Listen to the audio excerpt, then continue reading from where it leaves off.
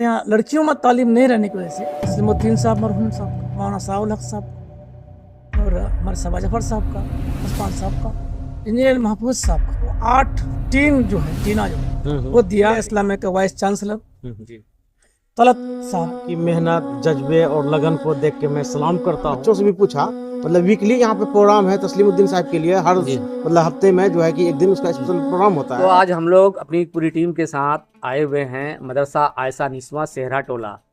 ये पंचायत बलवा गुस्तरा है और प्रखंड बैसा जिला पूर्णिया में है। यहाँ के मोहतमीम है जनाब हकीम गुलाम मुस्तफ़ा साहब। और ये मदरसा ख़ास तौर से लड़कियों के लिए बनाया गया है। जो लड़कियों की तालीम है उस पे फोकस है इस मदरसा का। इस मदरसा में को बनाने में, इस यहाँ पे लड़कियों की तालीम में इनको हकीम साहब को क्या क्या परेशानियाँ आई, क्या क्या दिक्कतें आई, उस पर आज ये हम लोग एपिसोड करेंगे, जिसके जिम्मेवारी पूरी डॉक्टर सरफराज नख्तर साहब जो बारा ईदगाह से हैं उन पर है।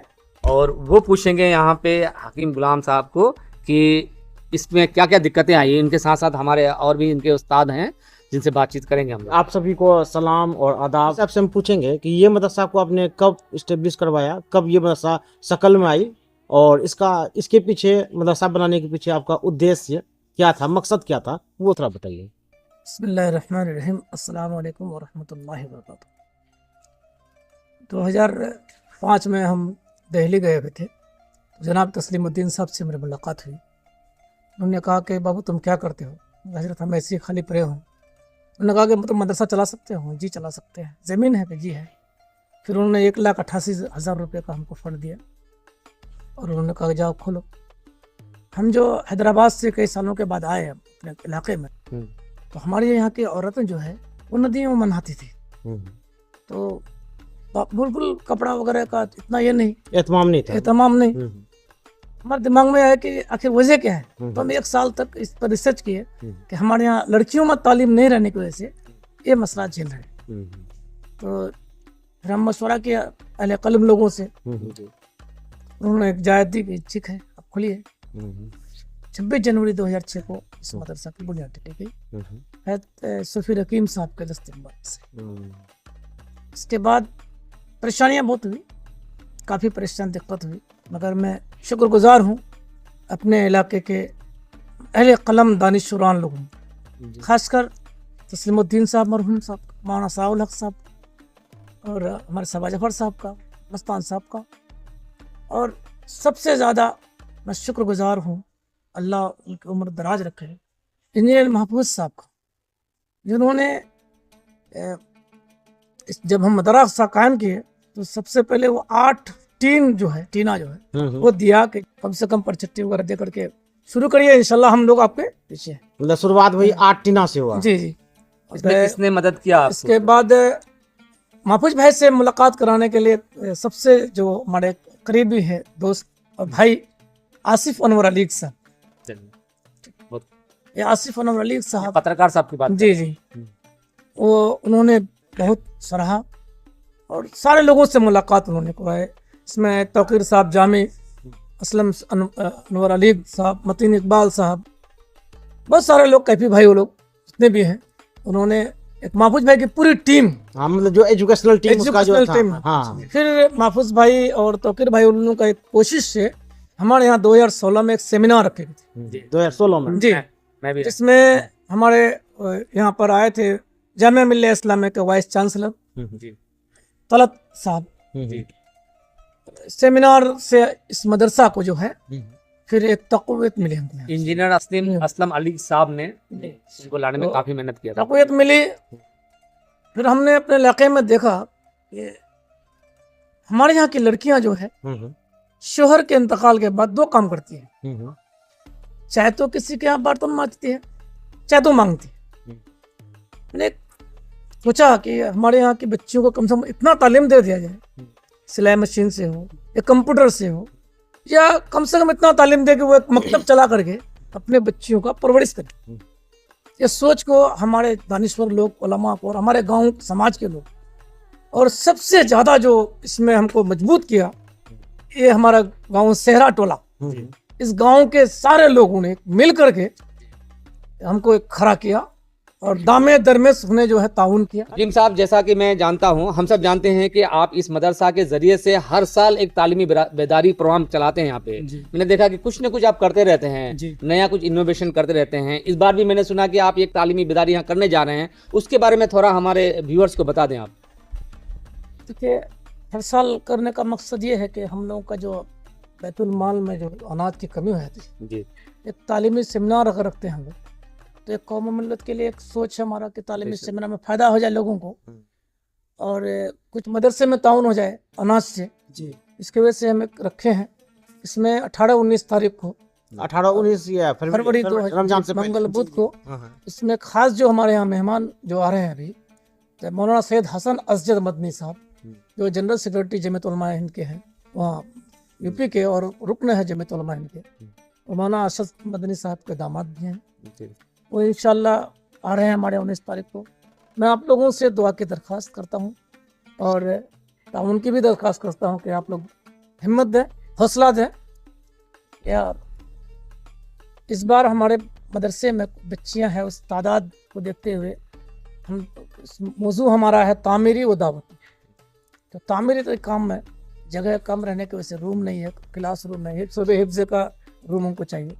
इसकी वजह से थोड़ा सा लोग भी कोशिश करें आपके। इंशाल्लाह जरूर जरूर जरूर जरूर। तो दोस्तों, आज हम लोग आए हुए थे मदरसा आयशा निस्वा, जहाँ पे दीनी तालीम के साथ साथ दुनियावी तालीम भी दी जाती है। तो ऐसे मदरसों के साथ आप बढ़ चढ़ कर हिस्सा लें। बहुत बहुत शुक्रिया आप सब, बहुत बहुत शुक्रिया। दोस्तों देखिए कितनी अच्छी खूबसूरती, कितनी अच्छी बात है। इन्होंने एक मामूली इंसान है ना एक मदरसा को इस्टेब्लिश किया, और सबसे अच्छी बात है कि लड़कियों को तालीम दे रहा है, जैसे कि आप वीडियो में भी आगे देखेंगे।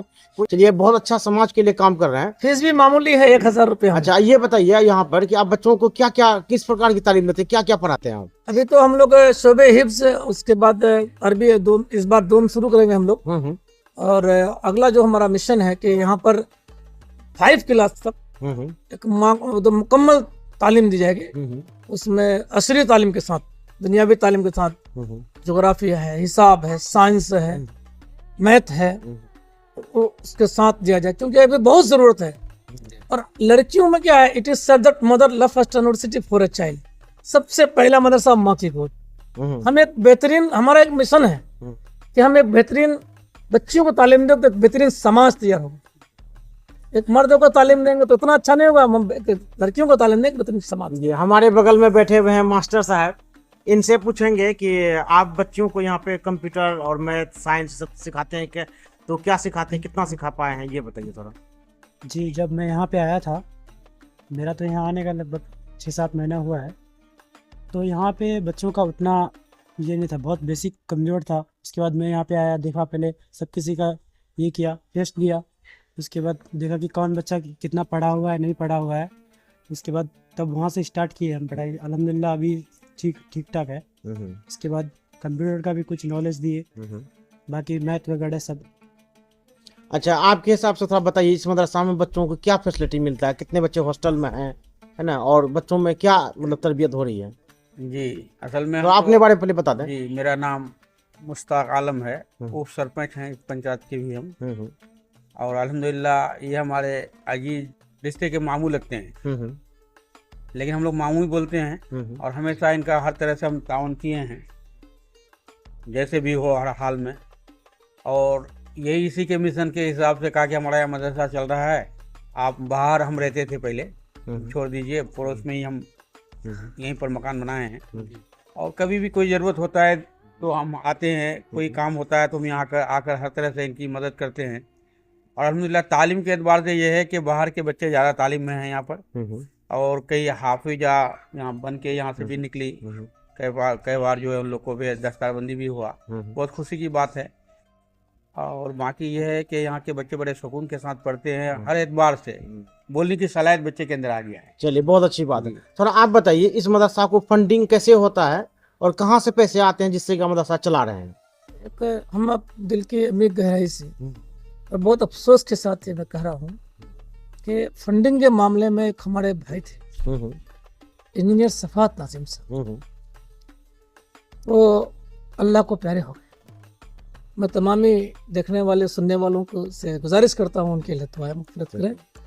अभी जो फंडिंग का मसला है, हम थोड़ा सा खेती करके तो सब्जी तैयार करके हमारा मिशन जो है, और ये एक है कि उससे बच्चों के लिए आसानी हो और कम फीस लेते हैं।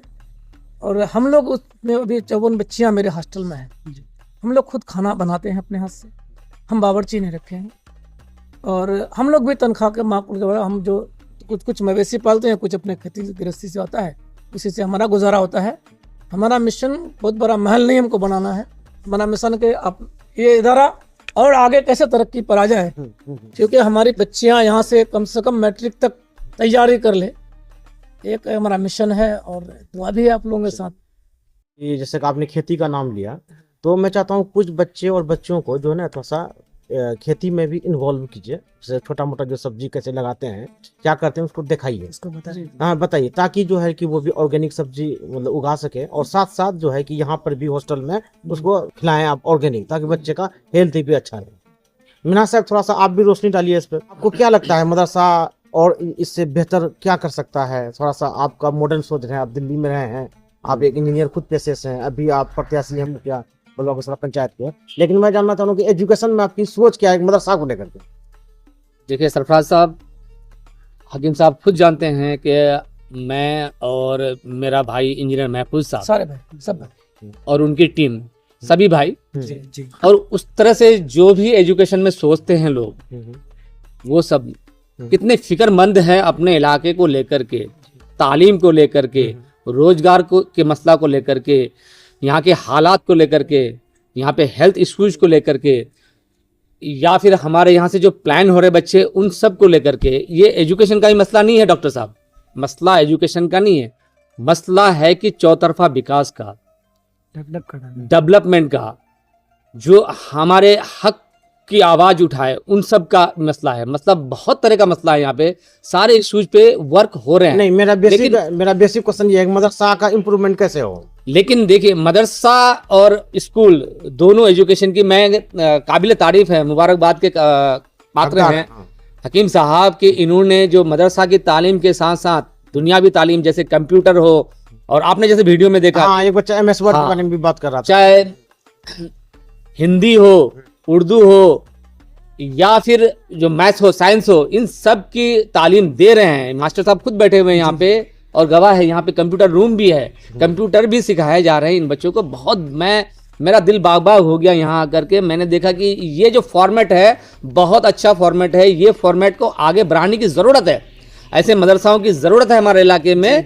फॉर्मेट में बहुत ज़्यादा चेंजेस की ज़रूरत नहीं है, हाँ ये धीरे धीरे ऊपर जाएगा। जैसे आपका क्वेश्चन था कि इसमें क्या चेंजेस करने की ज़रूरत है, नहीं चेंजेस बहुत ज़्यादा करने की ज़रूरत नहीं है, ये फॉर्मेट अच्छा है, इसी को इम्प्रूव करने की ज़रूरत है। थोड़ा थोड़ा धीरे धीरे हम सब का सहयोग की ज़रूरत है। इलाके में इस तरह के लोग जो भी सोच रखते हैं, ऐसे लोगों से जुड़ें, ऐसे लोगों के पास आकर के बैठें, इनकी बातें सुने और इनसे मिलें, ताकि हम इस तरह की चीज़ें और जगह फैला सकें, पूरे अमोर बैसा में फैला सकें। ये चीज़ों पे काम होना चाहिए हमारे यहाँ। हकीम साहब, आपकी मेहनत, जज्बे और लगन को देख के मैं सलाम करता हूँ। और ऐसे समाज में कुछ लोग हो जाएं तो समाज का उत्थान हो जाएगा, समाज आगे बढ़ जाएगा। खास करके हमारी जो कम्युनिटी है यहाँ पे हम लोग थोड़ा सा ज़्यादा ही दबे कुचले हैं जी। थोड़ा सा मुझे ये बताइए कि आने वाला 50 साल 100 साल के बाद इस मदरसा को हम लोग किस शक्ल में देख पाएंगे? हम लोग तो नहीं रहेंगे, लेकिन आने वाले जो हमारी पीढ़ी है ना, वो किस शक्ल में देखेंगे? आपकी इसमें क्या प्लानिंग है? हमारा एक सोच है कि बेहतरीन यूनिवर्सिटी के शक्ल में होना चाहिए। बहुत अच्छा है, बहुत अच्छी सोच है, बहुत अच्छा इंस्टीट्यूट होना चाहिए। अच्छा हकीम साहब, मेरा एक सवाल है आपसे, क्या कोई अगर इस तरह का मदरसा चलाना चाहे, सरफराज साहब आप भी हैं, मास्टर साहब आप भी हैं, कोई अगर इस तरह का मदरसा चलाना चाहे तो क्या आपके पास कोई आए तो क्या आप उसको मदद करने के लिए तैयार रहेंगे कि बताएंगे कि चीजें कैसे की जाए? क्योंकि बहुत सारे हैं हमारे यहाँ जो करना चाह रहे हैं, लेकिन उनको एक रास्ता नहीं मिल रहा है, एक सोच। सबसे बड़ी बात लोगों को लगता है ना, आजकल फंडिंग बहुत मुश्किल हो गया है। हाँ, फंडिंग का मसला रहता है। पॉलिटिकल लीडर भी हैं थोड़ा सा आजकल, नहीं उनको भी बढ़ चढ़ के हिस्सा लेना चाहिए, जगह देना पड़ेगा। अब जैसे यहीं पे कितने यतीम बच्चे हैं, अंधे बच्चे हैं, जो कि किसी के माँ बाप नहीं है, वो बच्चा यहाँ पे एजुकेशन ले रहा है, ये कम बड़ी बात नहीं है। बहुत और एक तस्लीम साहब, जो हमारे मरहूम तस्लीम साहब हैं, सीमांचल गांधी, उनके लिए यहाँ दुआ होती है। बहुत अच्छी बात। ये इनसे मैंने पूछा, बच्चों से भी पूछा, मतलब वीकली यहाँ पे प्रोग्राम है तस्लीमुद्दीन साहब के लिए, हर मतलब हफ्ते में जो है कि एक दिन उसका स्पेशल प्रोग्राम होता है। तो देखिए, किसी नेता ने अगर ये बिल्डिंग दिया है तो उसके बदले उन्हें कुछ मिल रहा है। तो आप भी जो पॉलिटिकल लीडर ये सब बात को सुन रहे हैं, है ना, ऐसे लोग सुनते कम है, अगर सुन रहे हैं तो थोड़ा सा आप भी इस मदरसे पे रोशनी डालिए, या आप अपने इलाके में जहाँ के भी लीडर हैं वहाँ पे कोशिश करें इस टाइप के अदारा को इस्टेब्लिश करने में मदद करें। पहला चीज आता है जमीन की रिक्वायरमेंट होती है, बिल्डिंग की होती है, हाँ। उसी हिसाब से फिर नेक्स्ट होता है एप्लीकेशन का, है ना। जी। आपका एप्लीकेशन का मामला कहाँ तक पहुँचा, क्या इसमें आपको मदद चाहिए? जी चाहिए। हाँ, कहाँ तक पहुँचा मामला अभी? रजिस्ट्रेशन वगैरह हम लोग कर लिए हैं वैसे, अच्छा, रजिस्ट्रेशन कर लीजिए। रजिस्ट्रेशन नहीं लिए हम लोग। अच्छा अच्छा अच्छा, तो इसमें मदद चाहिए आपको? जी बिल्कुल मदद चाहिए। तो जो भी मेरे पॉलिटिकल ब्रादरान हैं जो सुन रहे हैं इन बात को, या जो लोग भी पटना से रिलेटेड हैं, है ना, जिनको भी इस फील्ड में नॉलेज है, जी। वो भाई जो है ना इस मदरसा को आप एप्लीकेशन दिलाने में मदद कर सकते हैं। इसका इंफ्रास्ट्रक्चर काफी अच्छा है और एजुकेशन सिस्टम भी बहुत लाजवाब है। इनमें सबसे ज़्यादा आज के रोड में भी अल्हम्दुलिल्लाह हमारे एक सरपरस्त हैं इजहार असफी साहब, और उनके सारे परिवार भी हैं, डॉक्टर जकीत और वो लोग भी बहुत ताउन करते हैं हमको।